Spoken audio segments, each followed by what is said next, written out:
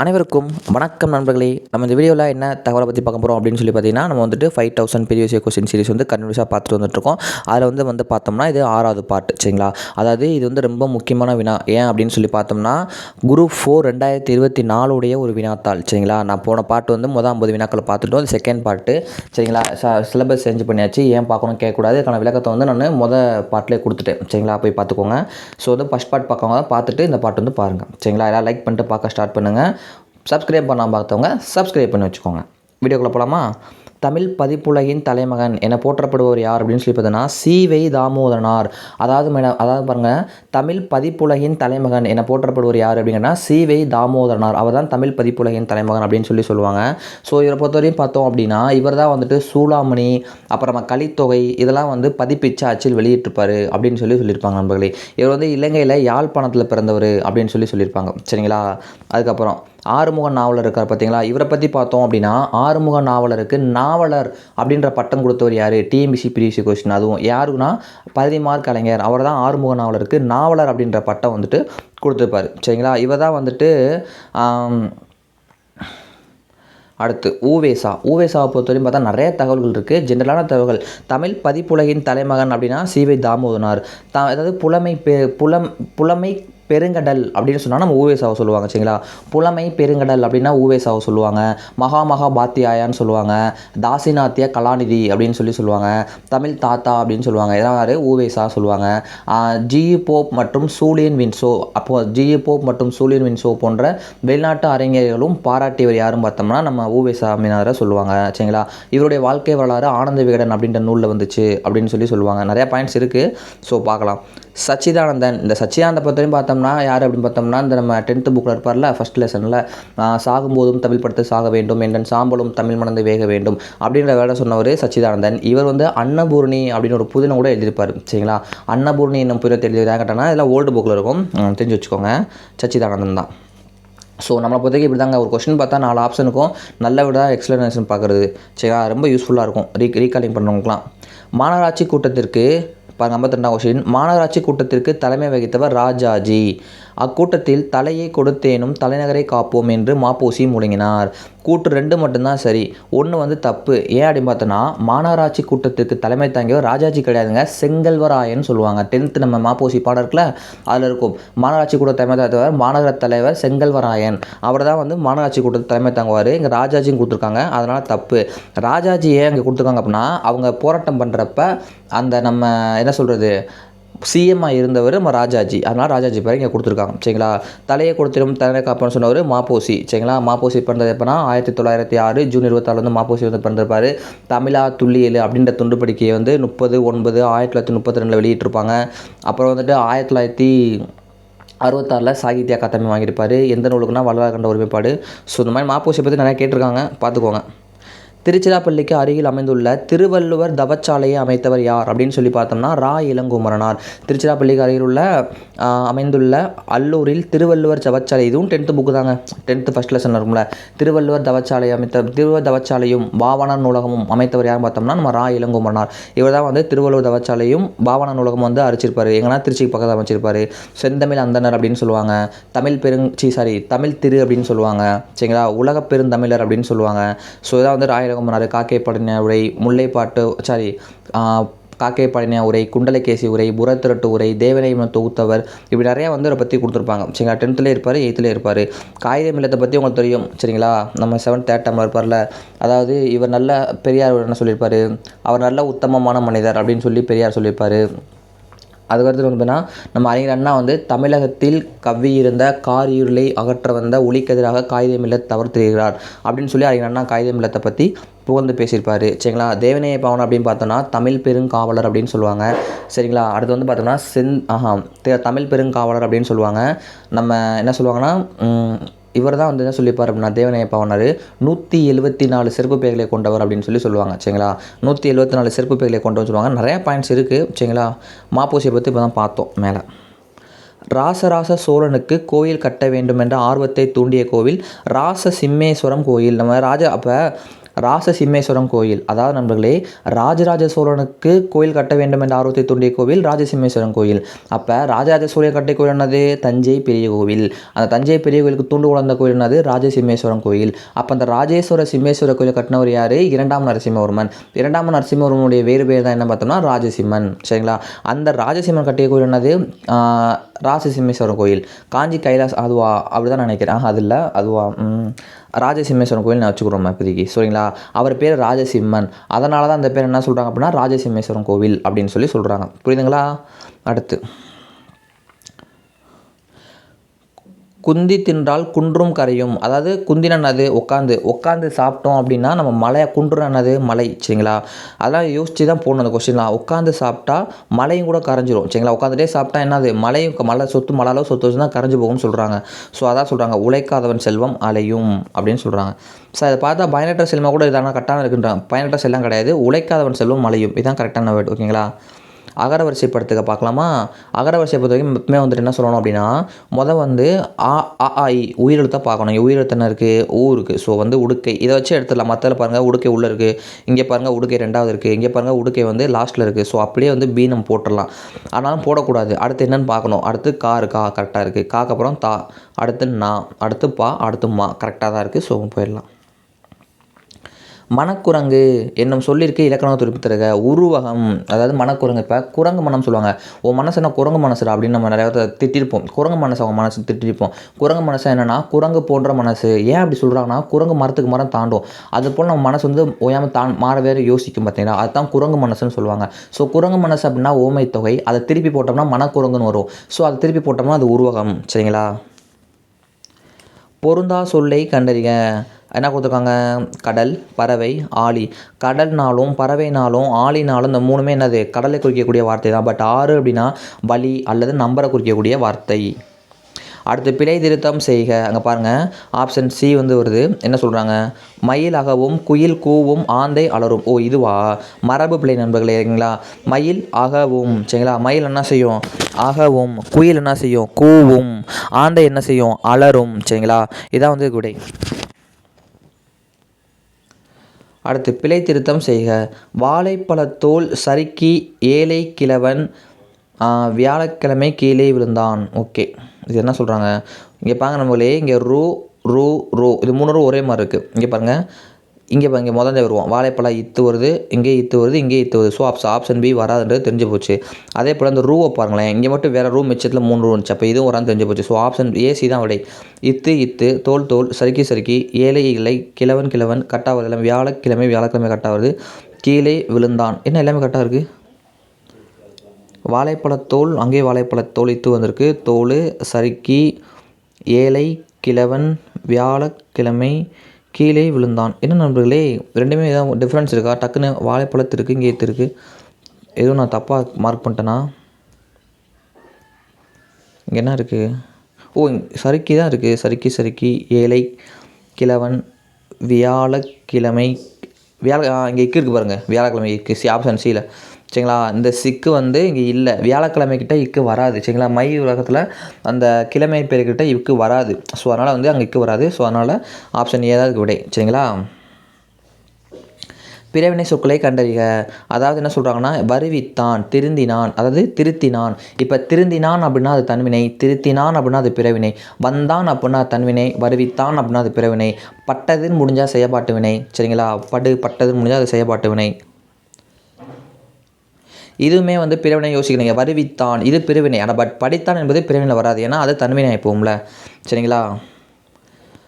பின்வரும் தொடரை கண்டறிக. பூங்குழலி யாழ் மீட்டினாள். இது என்ன தொடர்? செய்வினை தொடர். பூங்குழலி ஒரு செயலை செஞ்சுருக்கா. சரிங்களா?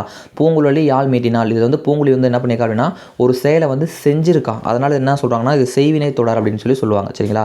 பூங்குழலி யாழ் மீட்டினாள். இது என்ன பார்த்தோன்னா ஒரு செய்வினை தொடர். சரிங்களா? பூங்குழலி யாழ் மீட்டினாள். இது என்ன பார்த்தோன்னா செய்வினை தொடர் அப்படின்னு சொல்லுவாங்க. புரியுதுங்களா நண்பர்களே? ஸோ செய்வினை தொடர். இதுவே பூங்குழலி யாழ் மீட்டப்பட்டது.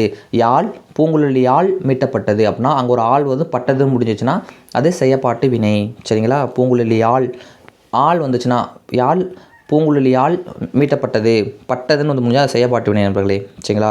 பூங்குழலி யாழ் மீட்டவில்லை அப்படின்னு அது எதிர்மறை தொடர். அவ்வளோதான் விஷயம். சரிங்களா? அடுத்து விடைக்கேற்ற வினா அமைக்க. சரிங்களா, என்ன சொல்கிறாங்க, வணிக அறிவியல் முதலீட்டை பெருக்குவதற்காக பொருள்களை கண்டுபிடிக்கிறது.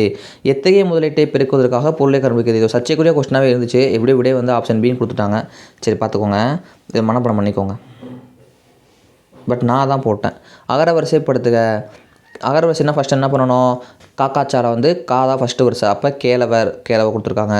செகண்ட் என்ன வரும், காங்கா சா. சா என்னங்க இருக்குது, இந்த இருக்குது சாவக. ஸோ சா. இக்கு இங்குன்னே சொல்லிடுவோம். இக்கு இங்கு இச்சு இஞ்சி இட்டு இன்னு இத்து இந்து. அப்புறம் இந்து நசையி. ஸோ அடுத்து நசையி நல்குவர். இது ஒரு நல்ல டவுட் நண்பர்களே. இங்கே நான் தான் சார் இருக்குது, இங்கே நான் தான் இருக்குது, ஏன் இங்கே சை வத போகிறோம் இல்லு போடலாம் பார்த்தோம்னா, சை அப்படின்றது சா வரிசை. இக்கு இங்கு இச்சு 3வது எழுத்து இச்சு. இங்கே இல்லு என்றது எத்தனை வரும், இக்கு இங்கு இச்சு இஞ்சி இட்டு இன்னு இத்து இந்து இப்படின்னு போயிட்டு இரு இல்லை அங்கே வந்துடும். சரிங்களா, அந்த இல்லுக்கு வந்துடும். ஸோ ரொம்ப தள்ளி போகிறது, அதனால தான் இது அதுக்கப்புறம். சரிங்களா, ஸோ அடுத்து வந்து பார்த்தோம்னா புளிக்கும். போ. அடுத்து கடைசியாக வந்து மா. இப்போ இம்மு தான் சொல்லுவோம். So option C. தா என்ற வேர்ச்சொல்லின் வினையாளனையும் பெயர். தா என்ற வேர்ச்சொல்லுடைய வினையாளனையும் பெயர் அப்படின்னு சொல்லி கேட்டாங்கன்னா தந்தவர். நான் அடிக்கடி சொல்லியிருக்கேன், படித்தவன், வந்தவன், தந்தவர் இந்த மாதிரி வந்தாலே வினையாளனின் பெயர். அப்போ தந்தன் என்ன சார், தந்த பெயரச்சம், தந்து வினையச்சம், தந்துனா வினையச்சம், தந்ததுன்னா ஒன்றும் கிடையாது. சரிங்களா, அடுத்து வேர்ச்சொல்லை தேர்வு செய்க. மலர் வீட்டுக்கு சென்றால். வேர்ச்சொல்னா என்னது, நான் ஆல்ரெடி சொல்லியிருக்கேன், கட்டளை இடுவதாக இருக்கும், அல்லது ஒரு அடிச்சொல்லாக இருக்கும், அல்லது ஒரு அதில் பிரித்தா பகுபத உறுப்புகளை பிரித்தா பகுதியாக இருக்கும். சரிங்களா, அதான் வந்து வேர்ச்சொல். ஸோ கட்டளை இடுறது நல்லா வச்சுக்கோங்க. சென்றால் செல், அதான் வந்து கட்டளையிட மணிக்கு இருக்குது. ஸோ அதான் வேர்ச்சொல். சென்ற அப்படின்னு தான் அது பேரச்சம் ஆயிரும். சென்று அப்படின்னா வந்து வினையச்சம் ஆயிரும். ஒலி வேறுபாடு அறிந்து சரியான பொருளை அறிதல். அதாவது சூல் இந்த கொஸ்டின் பார்த்தீங்களா, சூல் அப்படின்னா குண்டியில் வந்துச்சுன்னு வச்சுக்கோங்களேன், அதாவது வகரலகரம் சொல்லுவோம். ஸோ இந்த இல்லு வந்துச்சுன்னா கர்ப்பம். சூல் இந்த சிறப்பு தமிழ், அதாவது தமிழ் சிறப்பு லகரம் தான். ஸோ இந்த இல்லு வந்துச்சுன்னா சுற்று நடத்தும், சுற்றுவா. சூல் இதுனா சூளுரைன்னு சொல்லுவாங்க. சபதம், இந்த சூளுரை எடுக்கிறேன்னு சொல்லுவாங்களா, சபதம் எடுக்கிறதா சொல்லுவாங்களா. ஸோ அதனால் சபதம். அடுத்து பிழையற்ற தொடரை கண்டறிக. எங்கள் ஊரில் புலவர் ஒருவர் வாழ்ந்தார். சரிங்களா, எங்கள் ஊரில் புலவர் ஒருவர் வாழ்ந்தார். எங்கள் ஊரில் புலவர் இருவர் வாழ்ந்ததுன்னு சொல்ல முடியாது, ஏன்னா இருவர் வாழ்ந்தார்கள்னு வரணும். புலவர்கள் வாழ்ந்தார்னு சொல்ல முடியாது, ஏன் அப்படின்னா புலவர்கள்ன்றது பன்மையாயிரும், அப்போ இதுவும் வராது. ஸோ புலவர்கள் வாழ்ந்தால் லேடிஸ் பேர் அது மாதிரி வராது. ஸோ புலவர்கள் அப்படின்றப்ப அந்த வாழ்ந்தார்கள் அப்படின்னு தான் வரணும். ஸோ ஆப்ஷன் ஏ தான் கரெக்ட். கீழ்காணும் சொல் வழக்கினை வரிசைப்படுத்துக. நாகரிகம் கருதி மறைமுகமாக குறிதல் இடக்கரடக்கல். இது கரெக்டாக தப்பா? கரெக்டு. சரிங்களா, நம்ம இடக்கரடக்குனா என்னது, இந்த எடுத்துக்காட்டு வந்து கொடுத்துருப்பாங்க. கால் கழுவி வந்தான் அப்படின்னா வந்துட்டு அது ஒரு இடக்கரடக்கல் அப்படின்னு சொல்லுவாங்க. அப்புறம் வந்துட்டு பார்த்தோன்னா இந்த மாதிரி சொல்லுவாங்கள்ல, கால் கழுவி வந்தான் அதெல்லாம் வந்துட்டு இடக்கரடக்கல்ல வரும். மறைமுகமாக நாகரிகம் கருதி மறைமுகமாக குறிப்பிட்ட இடக்கரடக்கல். மங்களமான சொற்களை மாற்றி மங்களமில்லா சொற்களாக குறிப்பிடுறது மங்களம். இது தப்பு. ஏன் அப்படின்னா மங்களமற்ற சொற்களை தான் மங்களமாக கூறுவாங்க, அதுதான் வந்து என்ன அப்படின்னு சொல்லுவாங்க மங்களம். சரிங்களா, அதனால் அது தப்பு. அதுக்கப்புறம் இப்போ இறந்தார் அப்படின்னா அதாவது செத்து போயிட்டார் அப்படின்னு நம்ம சொல்ல மாட்டோம். துஞ்சினார், இயற்கை எய்தினார் அப்படின்னு நம்ம சொல்கிறோன்னா அது வந்து மங்களம் இல்லாத வார்டு. செத்து போயிட்டார், அந்த இது இறந்து போயிட்டார், அதனால தான் துஞ்சினார், இயற்கை எய்தினார் அப்படின்னு சொல்கிறோம். ஸோ மங்களமற்ற சொற்களை மங்களமாக சொல்கிறனால அது மங்களம் சொல்லுவாங்க, இது தப்பு. ஒரு சொல்லுக்கு மாற்றாக வேறு சொல்லை பயன்படுத்தும் முறை இடக்கரடக்கல் மங்களமாகும். இது கரெக்டு. சரிங்களா, இந்த இடக்கரடக்கல் மங்களம் குழுவுக்குறி இது எல்லாமே என்ன அப்படின்னு சொல்லி பார்த்தோம்னா ஒரு சொல்லுக்கு மாற்றாக வேறொரு சொல்ல சொல்கிறது தான். ஓகேங்களா, வெண்பாவுக்குரிய ஓசை செப்பல் ஓசை. வெண்பாவிற்குரிய ஓசை என்ன ஓசை, செப்பல் ஓசை. அப்போ தூங்கல் ஓசை வஞ்சிப்பாவிற்குரியது, துள்ளல் ஓசை கவிப்பாவுக்குரியது, அகவல் ஓசை ஆசிரியப்பாவிற்கு உரியது. பொருத்தமான பொருளை தேர்வு செய்க. முல்லைப்பாட்டு நப்பூதனார். முல்லைப்பாட்டின் ஆசிரியர் யாருங்க, காவிரி பூம்பட்டினத்து பொன் வணிகனார் மகனார் நப்பூதனார். அவர் தான் வந்து முல்லைப்பாட்டுடைய ஆசிரியர். சரிங்களா, முல்லைப்பாட்டுடைய ஆசிரியர் வந்து நப்பூதனார். முல்லைப்பாட்டு வந்து மொத்தம் 103 அடிகளை கொண்டது. 10 பாட்டில் குறைந்த அடிகளை உடைய நூல் என்னன்னு கேட்டாங்கன்னா முல்லைப்பாட்டு தான், புரிஞ்சுக்கோங்க. சரிங்களா, அடுத்து காசி காண்டம். காசி காண்டத்தின் ஆசிரியர் அதிவீரராம பாண்டியர். காசி காண்டத்தின் ஆசிரியர் அதிவீரராம பாண்டியர். சீவலமாறன் எனும் பட்டப்பெயரால் அழைக்கப்பட்டவன். சரிங்களா, நருந்தொகை எனும் நூலை வந்து எழுதியிருக்காரு. நருந்தொகை அப்படின்ற நூலை வந்து எழுதிப்பார், நிறைய நூல்கள் எழுதியிருப்பார். ஸோ காசி காண்டம் என்பது காசி அந்த வரலாற்றை குறிப்பிடுற மாதிரி சொல்லியிருப்பாங்க. சரி, இந்த காசி நகரத்துடைய வரலாற்றை குறிப்பிடுகிறதுன்னு சொல்லியிருப்பாங்க. அடுத்து சிலப்பதிகாரம்னா இளங்கோவடிகள் தெரியும். சிலப்பதிகாரத்தை எட்டியவர் இளங்கோவடிகள். காலம் கிபி 2ஆம் நூற்றாண்டு. நட்டுதும் யாமூர் பாட்டுடை செயல் அப்படின்னு சொன்னவர் இளங்கோவடிகள். அடிகள் நீரே அருளுக அப்படின்னு சொன்னவர் சீத்தலை சாத்தனார். அதுக்கப்புறம் சிலப்பதிகாரம் நிறையா இருக்கும். அதாவது ஊழ்வினை உறுத்து வந்து ஊட்டும், அந்த மாதிரி பாயிண்ட்டு சரிங்களா. அரசியல் பிழைத்தோருக்கு அறம் கூற்றாகும் இந்த வேர்டெல்லாம் எங்கே இருக்குன்னு கேட்டாங்கன்னா அதுவும் சிலப்பதிகாரம் தான் வரும். ஸோ கண்ணகியை பற்றி வந்து கொடுத்துருப்பாங்க. கண்ணகிக்கு வந்து இமயமலையிலேருந்து சிலை எடுத்து வந்தவர் யாருன்னு பார்த்தோம்னா நம்ம யார், சேரன் செங்குட்டுவன், அதாவது இளங்கோவடிகளுடைய தம்பி அப்படின்னு சொல்லுவாங்க. நிறைய பாயிண்ட் சொல்லலாம், சிலப்பதிகாரத்தை சொல்லணும்னா சரி போதும். 3 காண்டங்களே உடையது, 30 காதைகளை, 3 காண்டங்கள் 30 காதைகளே உடையது சரிங்களா. அதுக்கப்புறம் வந்து பார்த்தோன்னா வேறு என்ன சொல்லலாம், நிறையா சொல்லலாம். தேசிய காப்பியம், குடிமக்கள் காப்பியம், புதுமை காப்பியம், ஒற்றுமை காப்பியம், இப்படி நிறையா வந்து நம்ம சிலப்பதிகாரத்துக்கு சொல்ல வேண்டும் சரிங்களா. அடுத்து காலக்கணிதம் அப்படின்ற நூல் எழுதியவர் யாருன்னா கண்ணதாசன். காலக்கணிதம் அப்படின்ற நூலை இயற்றியவர் யாருன்னு பார்த்தோம்னா கண்ணதாசன் சரிங்களா. கண்ணதாசனை பொறுத்த வரைக்கும் பார்த்தோன்னு வச்சுக்கோங்க நண்பர்களே, மாங்கனி, சேரமான் காதலி, அப்புறம் ராச தண்டனை, இந்த மாதிரி நூல்கள்லாம் மெயினாக எழுதியிருப்பார். ஸோ சேரமான் காதலி அப்படின்ற புதினத்துக்காக 1980 சாகித்ய அகாதமி வந்து வாங்கியிருப்பார் சரிங்களா. அப்புறம் மாங்கனி நூல் எழுதியிருப்பார், இயேசு காவியம் எழுதியிருப்பார், நான் சொன்ன மணிக்கு அந்த ராச தண்டனை நூல் எழுதியிருப்பார். தமிழகத்தின் அரசவை கவிஞராக இருந்திருப்பார். தமிழகத்தின் முதல் அரசவை கவிஞர் அப்படின்னு கேட்டாங்கன்னா நாமக்கல் கவிஞர். பொதுவாக கண்ணதாசனும் அரசவை கவிஞராக இருந்திருப்பார். கவியரசு அப்படின்னு பட்டம் பெற்றவர் கண்ணதாசன். ஸோ இதெல்லாம் வந்து சொல்லுவாங்க. வேறு யாராவது கவியரசுன்னு பட்டம் பெற்றிருக்காங்கன்னா நம்ம முடியரசன் கவியரசு பட்டம் பெற்றிருக்காரு. எப்போனா காரைக்குடி மீசு உயர்நிலைப்பள்ளியில் வந்து அவர் வேலை பார்த்துட்டு இருந்திருக்கப்ப குன்றக்குடி அடிகளாரால் அவர் கவியரசன் பட்டம் கொடுக்கப்பட்டவர். யாருன்னா முடியரசன். முடியரசன் யார், பாரதிதாசன் பரம்பரைகளில் மூத்தவர் அப்படின்னு சொல்லுவாங்க சரிங்களா. ஸோ இப்படி வந்து நிறையா சொல்லலாம், சொன்னோம்னா சொல்லுவோம் சரிங்களா, தெரிஞ்சு வச்சுக்கோங்க. அதுபோக கண்ணதாசனை பற்றி இன்னும் 2-3 விஷயங்கள் ஓல்டு புக்கில் தெரிஞ்சு வச்சுக்கோங்க. முல்லை, தென்றல் போன்ற இதழ்கள்லாம் வந்து நடத்தியிருப்பார் சரிங்களா.